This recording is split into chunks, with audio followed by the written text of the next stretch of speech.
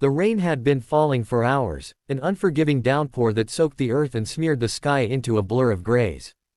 Jason Miller squinted through his cracked windshield, one hand on the wheel, the other holding tight to the picture of a 6-year-old girl with a crooked smile and missing front teeth.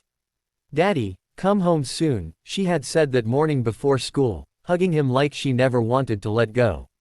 But fate had other plans. Out on that desolate back road, where his old pickup shuddered over puddles and potholes, Jason saw something that made his stomach drop. A sleek black SUV, turned on its side, steam rising from the engine. The front was crumpled like a soda can. Shards of glass sparkled like ice across the soaked asphalt. He stopped without thinking. Some people freeze in moments like that. Jason didn't. He was a father. He was a former firefighter. And he had already lost too much in his life to lose someone else if he could stop it. Inside the SUV, a woman was slumped against the driver's side, blood trickling from her hairline. Her designer suit was torn, her phone lay shattered near the gas pedal, and airbags had deployed, saving her, but barely. Jason climbed onto the hood, wrenched open the jammed door, and pulled her out with the same urgency he had once used in burning buildings. She groaned but was conscious. He didn't ask who she was. He didn't care about her expensive clothes, or the gold watch clinging to her wrist. He just wanted to get her out alive. Hours later, in a rural hospital that smelled like antiseptic and old coffee, she opened her eyes and asked the nurse, "Where's the man who saved me?" "Jason. He left," the nurse said. Didn't even give his last name. Said he had somewhere more important to be. That was true. Jason had been gone before the woman could even say thank you. He had a little girl waiting for him. And dinner wasn't going to cook itself.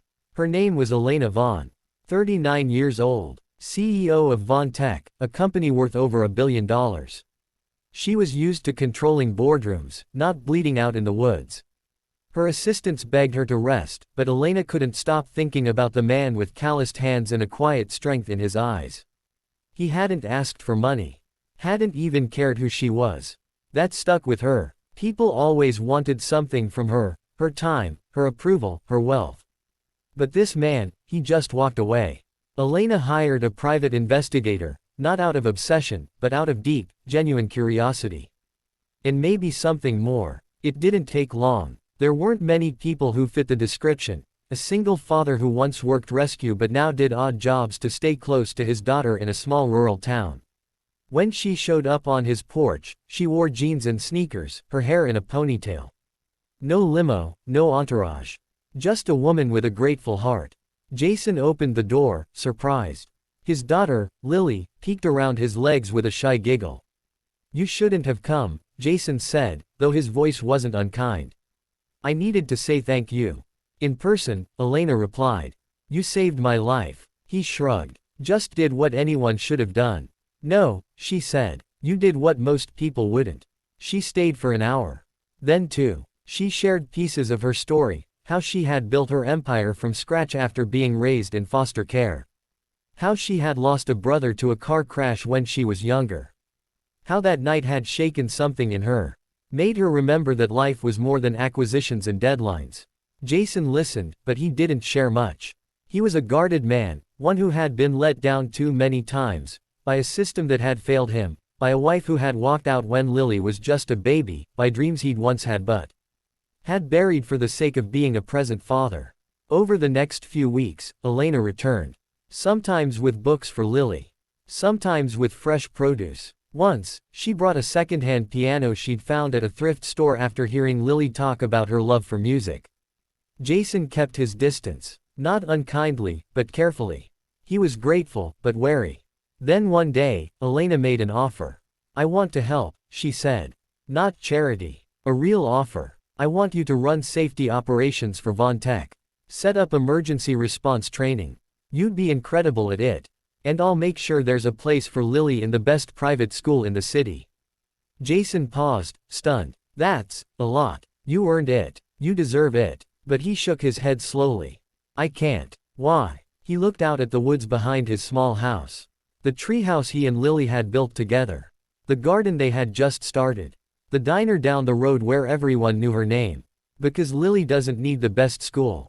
She needs me. Here. Every day." And I won't trade our time for a better paycheck or a title.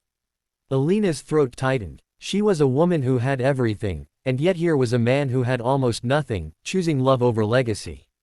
She didn't fight him. She understood. Deeply. Because somewhere along the way, she'd forgotten what he still remembered, that real success wasn't measured by stock prices or corner offices.